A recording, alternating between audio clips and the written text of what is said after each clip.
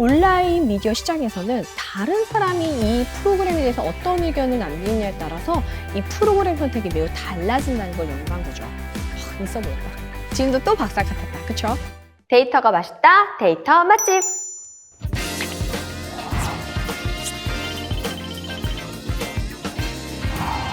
네, 여러분 안녕하세요. 서박사 서희정입니다. 안녕! 오늘은 약간 새초롬하게 안녕! 물건을 사려고 할 때 뭐를 가장 중요시 여기시나요? 이 상품의 디자인, 이 상품의 브랜드, 혹은 가격, 품질, 막 다양한 요소가 있는데요. 대표님은 혹시 물건 살 때 뭐가 제일 중요해요? 필요성, 그쵸? 맞죠? 되게 찔리네요. 필요성, 그쵸? 필요성은 기반으로 두고 우리가 당진잼이다, 아니다 이런 거 얘기하지 말고 우선은 필요성을 기반으로 두고 상품을 구매할 때 여러 가지를 고민을 하는데요. 아마도 많은 분들이 이걸 되게 중요시 여기지 않을까 생각을 해요. 바로 다른 사람의 의견입니다. 우리가 실제로 물건을 사거나 어떠한 의사결정을 하거나 무언가를 선택할 때 되게 생각보다 다른 사람이 어떻게 하는지에 대해서 많이 궁금해하거든요. 사람들이 프로그램을 선택하는 데 있어서 예전에는 이 프로그램이 어느 방송사에서 방송이 되고 어떤 주연 배우가 나오고 어떤 스토리고 뭐 이런 것들로 선택한다고 생각을 했는데 온라인 미디어 시장에서는 다른 사람이 이 프로그램에 대해서 어떤 의견을 남기느냐에 따라서 이 프로그램 선택이 매우 달라진다는 걸 연구한 거죠. 있어 보인다. 지금도 또 박살 같았다. 그쵸? 그래서 제 연구에서도 실제로 사람들이 다른 사람의 의견에 의존을 해서 프로그램 선택하는 게 증명이 되었습니다. 저도 멜로가 체질이란 드라마는 이렇게 별로 관심이 없었는데 정말 제 주변 모든 사람들이 인스타그램에 내 인생 드라마 이렇게 올려가지고 도대체 뭔데? 라고 하면서 봤는데 인생 드라마 너무 좋아. 너무 재밌어.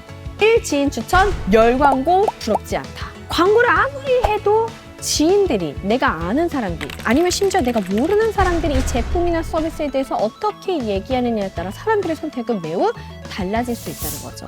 그래서 오늘은 우리가 다른 사람의 의견에 대한 데이터를 얘기를 나눠볼까 합니다. 다른 사람의 의견을 들을 수 있는 데이터는 크게 두 가지가 있는데요. 하나는 정형 데이터와 다른 하나는 비정형 데이터입니다.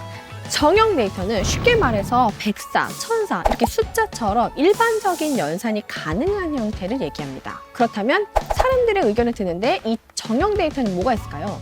바로 다른 사람의 의견이 점수화된 형태를 이 정형 데이터로 할 수 있는 거고요. 다른 한편으로 비정형 데이터는 이렇게 정형 데이터처럼 일반적인 연산 수식이 불가능한, 다시 말하면 텍스트 같은 형식의 데이터를 비정형 데이터라고 얘기합니다.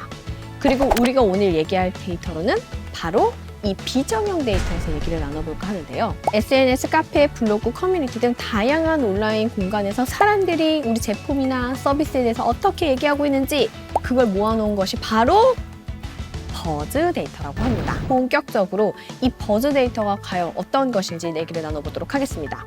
버즈 데이터는 우리 기존에 배웠던 검색 데이터와는 어떤 차이가 있냐면 검색 데이터는 사람들이 온라인상에서 그 키워드나 혹은 제품, 서비스 등에 대해서 얼마나 얘기를 많이 했는지, 언급했는지를 아는 것이라면 버즈 데이터는 그 키워드에 대해서 어떻게 얘기하고 있는지를 알아내는 것이라고 할 수 있겠습니다.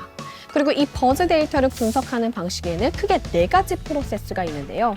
데이터를 수집하는 크롤링 단계, 그리고 그 수집한 데이터를 정제하는 클렌징 단계, 그리고 그 정제된 데이터를 분석하는 애널리시스 단계, 마지막으로 이거를 통한 리터러시 단계 등 크게 4가지 단계로 바라볼 수 있습니다. 오늘 이 시간에는 데이터 크롤링 단계에 대해서 한번 살펴보도록 하겠습니다. 이 데이터를 크롤링하는 방식에는 한 4가지 정도가 있는데 바로 웹에서 텍스트를 검색해서 수집하는 방식, 혹은 오픈 API를 활용하는 방식, 아니면 사물 인터넷 기기에 탑재된 센서에서 출력되는 정보들을 활용하는 방식, 마지막으로는 기존의 DB에서 가지고 오는 방식 등 좀 다양하게 크롤링을 할 수 있습니다. 그렇다면 이 크롤링을 할 때 크게 여러분들이 고려해야 할 4가지를 제가 정리를 해보도록 하겠습니다. 크롤링, 내가 데이터를 수집한다라고 할 때 과연 무엇부터 해야 될까요? 바로 어디에서 데이터를 수집할지에 대해서 생각을 해봐야 됩니다. 우리가 데이터를 수집할 수 있는 곳은 여러 군데가 있지만 무엇보다도 그 데이터가 오픈된 곳이어야겠죠. 그 다음으로는 어디에서 모을 수 있을까요? 바로 사람들이 적은 곳보다는 많은 곳, 다시 말하면 사람들이 많은 얘기를 한 곳, 데이터량이 많은 곳을 찾아가야겠죠. 데이터가 많다고 해서 다 좋은 걸까요?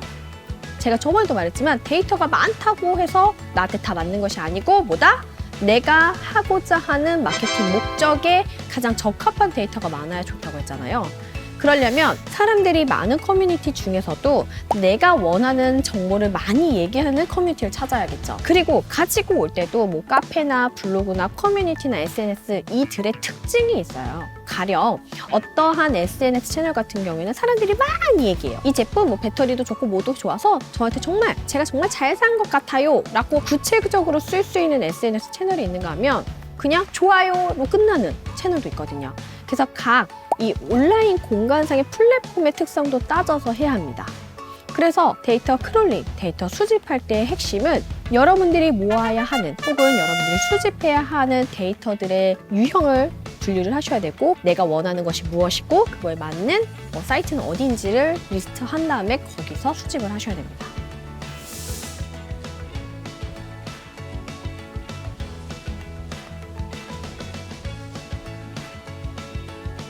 어떻게 수집할지 결정해야 되고 그 어떻게를 수집할지 결정할 때 중요한 게 바로 키워드입니다. 이 키워드를 어떻게 설정하느냐에 따라 여러분들이 모이는 데이터가 너무도 달라지기 때문입니다.